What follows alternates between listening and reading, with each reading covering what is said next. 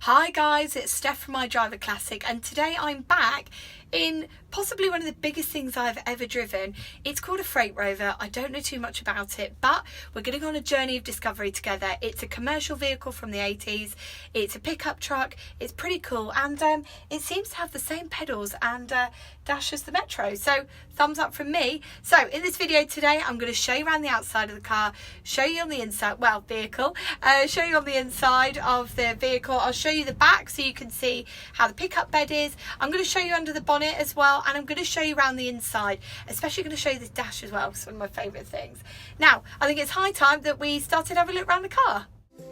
Now, I'd never heard of Freight Rover until I saw Mike's pickup last summer, and I remember saying, well, what's that? I've never seen one before. And Joe said to me, that's a Freight Rover. So once I knew that this existed and how rare it was, and a heads up for those of you that haven't seen them before, they made them for 1 year only. There are very few left. I saw one at the NEC, and I think that's about it really. I thought, do you know what? This is the absolute pinnacle of Leyland tat that I've got to show you on this channel. I think it's brilliant. So I thought before we headed out today, I would talk to you a little bit about Freight Rover, and the first thing that I'm going to tell you is there isn't too much information online, and it's probably because they did only make them for 1 year. So I thought I'd tell you a little bit about Freight Rover itself, and not just this vehicle, because it's quite interesting, and I think that once I explain where it sits in the history of commercial vehicles, I think you'll understand a little bit more about it. So Freight Rover was a British commercial vehicle manufacturer based in Washwood Heath, and for those of you that are unaware of where that is, and I certainly was, it's near Birmingham in England, and it was created as a division of Land Rover, which at that time operated under British Leyland, and it becomes that really complicated, this sits within this, sits within this, sits under British Leyland. So you may need to take notes as we go through because it gets more complicated. So Freight Rover was established as a means of creating a new single brand for British Leyland's panelled van business. Essentially, it was a Leyland Sherpa with a bit of a facelift. So, as usual with the British Leyland madness and chaos, which of course I love, it's my favourite car manufacturer of all time, change was rife, and later on Freight Rover became part of Leyland Trucks. And then in 1987, Leyland Trucks, now division of the Rover Group after the renaming of BL in 1986, merged with the Dutch company DAF to form DAF NV, which was so big that it actually floated on the Dutch stock market at the time. Now, the British division of DAF then traded as Leyland DAF in the UK, and they made vehicles at two sites. So they had the truck plant at Leyland and the van plant at Washwood Heath, which is where this Freight Rover was made. And also, a bit of a fun fact, if you're ever nearby, Leyland as a little town itself is actually quite good. It's got a massive Leyland sign in the centre of town, and it also has a brilliant commercial vehicle museum, which I would really recommend actually. It's quite a good day out. Now back to task. Following the collapse of DAF NV in 1993, the van part of the business was bought out and then known as the LDV Group, which made vehicles at the Washwood Heath site until December 2008. Now, before we head off in the vehicle today to take it for a test drive, my fun fact of the day for you is that LDV actually sponsored Aston Villa Football Club between 1998 and 2000. Truly one of my more random facts for you there. Now, before we head out, I thought I'd just show you under the bonnet as well.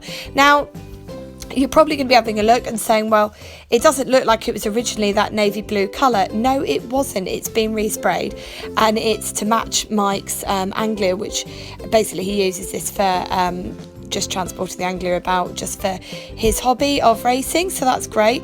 But again, I think it's a great vehicle, and I'm so excited to take you guys out in it today. So I'm going to hop behind the wheel and we can start the review.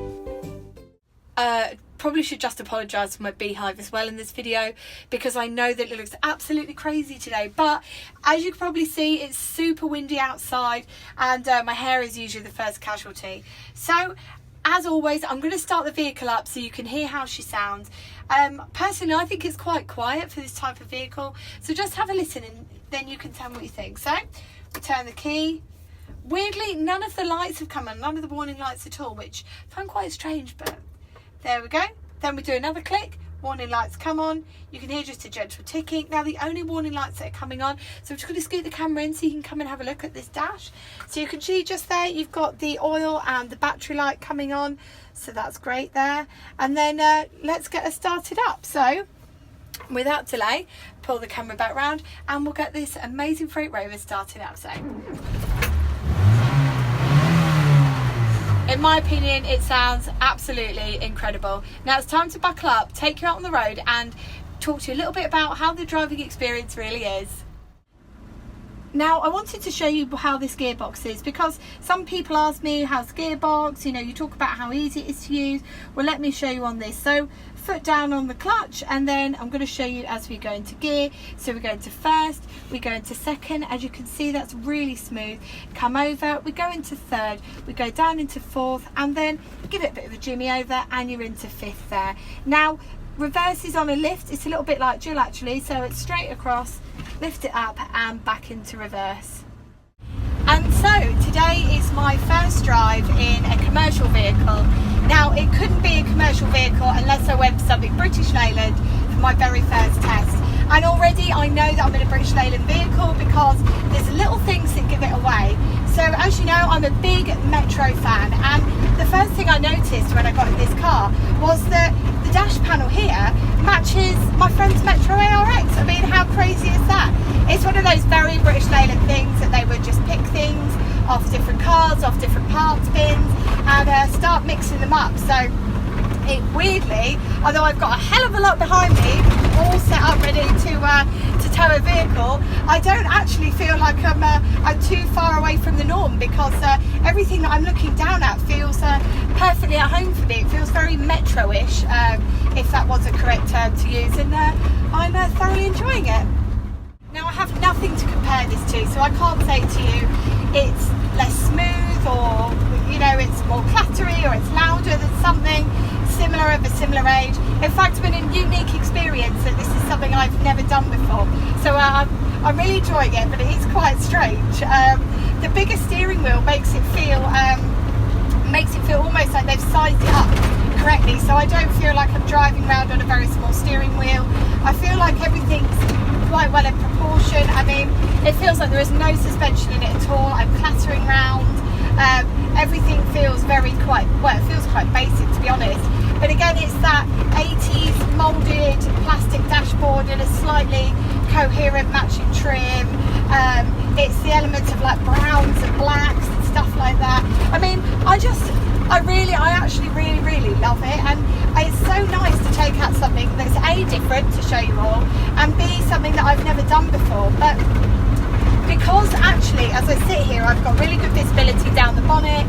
I don't feel like there's too much space around me so that I can't control what's going on. I actually feel quite confident driving it, and I didn't expect that at all. So I expected to get in and feel quite overwhelmed. And in fact, I feel more at home driving this than some of these modern finance cars I've had to use for, you know, for professional reasons. So yeah, it's quite exciting. And these big mirrors on the side over here make everything quite easy to see. If I was towing a car, I could see straight behind me. The rear view mirror is quite difficult to use. I've not really used it. The only consideration that I'm really having to take on is that I need to just make sure that the back end isn't swinging out. And in fact, as you steer it, so as you sit in it, it just feels quite comfortable actually. The seats, for me, like the seats are totally not what I expected. I thought they were going to be quite hard and utilitarian basically, but actually they're quite comfortable. They're on par actually with some of the other 80s vehicles. You can relax quite well actually, and in fact they look to be the same seat belts that I've seen in things like Montegos, Maestros, so I'd assume it's again a parts bin special. Now I was talking about how rare this car is, and if you've never, pickup truck, and if you've never seen one before, then I'm really not surprised, because they only made them for a year under the name Freight Rover. So when we had to look under the bonnet, you'll have seen and I know this is a little bit geeky, but I know you guys are a little bit geeky too, so it's okay for me to talk about it.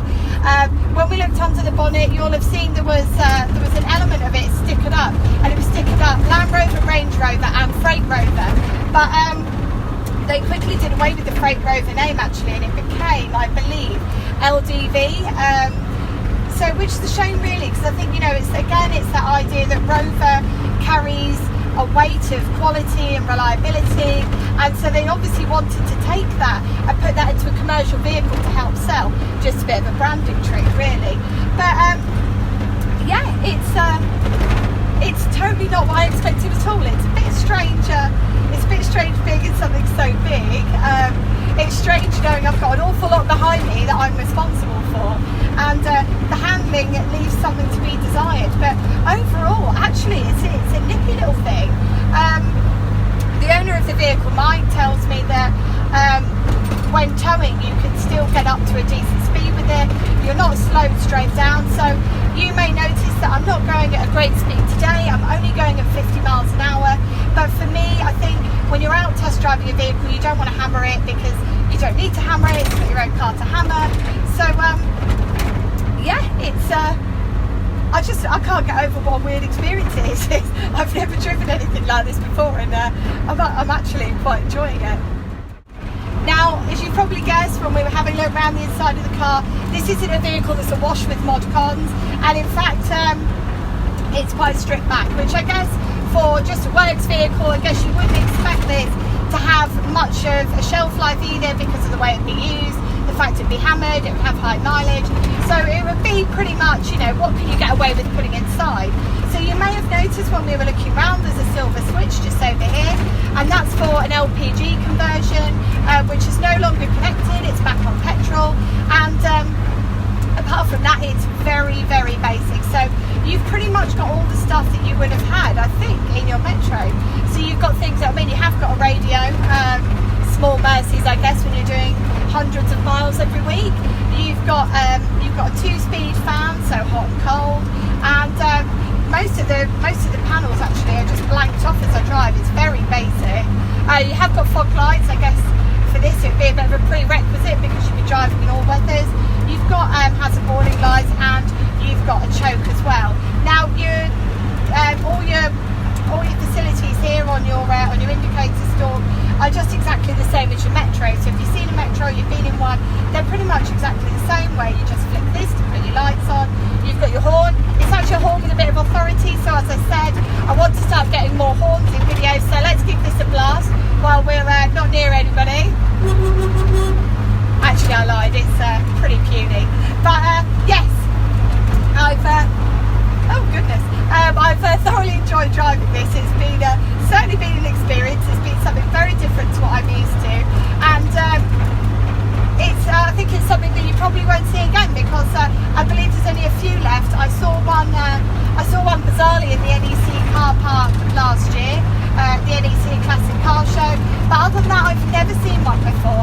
And I guess if you have seen one, you've probably not seen one for a while, because as I've talked about in some of my videos, like Festival of the Unexceptional, commercial vehicles always seem to be the first thing to go, because they're the hardest used, and I guess that once they're unreliable and once it's past the point of being cost effective to repair, you would just upgrade, especially when you've got things on company vehicle policies, or things that can be written off against business. So I think we've been very lucky today, and it's been a very special experience driving this Freight Rover, and yeah, I hope you've enjoyed it as much as I have. Now I guess you're probably wondering, in 2019, what is somebody using this Freight Rover for? Well, you've probably noticed some of the liveries. We've looked around the car, and you've noticed that it's obviously owned by somebody who really likes racing. Well, Joe's brother Mike is using this to transport his racing Anglia around the UK. And I think that's actually quite sweet, really, because it's, going off to do historic racing in something like this. And he actually said today that he prefers using this to, taking a trailer, which I think is quite endearing, really. And it's nice that somebody's taken this on, and that they're doing the necessary upkeep. Yeah, it is. I know that you're looking at it on this video and you'll think it is a bit ropey. It's not concourse, but I guess this is probably a very genuine example of what they would have looked like in action and how they would have fared. And I think, considering the age and considering the fact that it would have been used in all weathers, and considering the fact that it's probably not had much TLC over its life, I think it's done jolly well.